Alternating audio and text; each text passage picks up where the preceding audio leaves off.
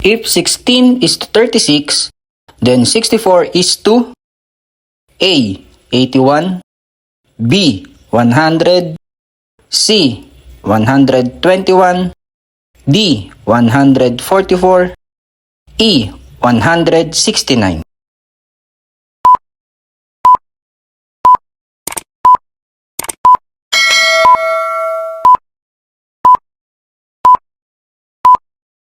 Maraming salamat sa 2,499 na followers natin dito sa TikTok at sa 633 na subscribers natin dito sa YouTube.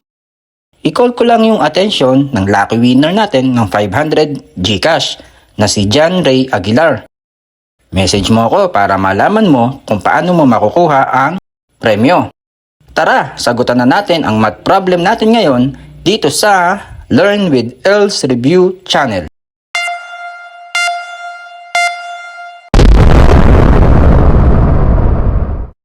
If 16 is to 36, then 64 is to... Sa mga ganan na problem mga ka-review, tingnan nyo lagi ang connection ng bawat numbers para malaman natin kung paano ang gagawing solution sa problem. Parang kayo ng jowa nyo, dapat may connection para hindi magkaproblema.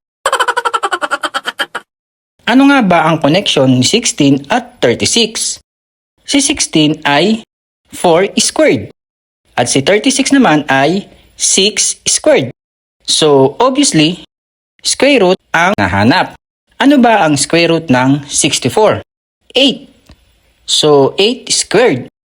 Paano natin malalaman ang kasunod dito? Tingnan nyo ang connection or pattern nila.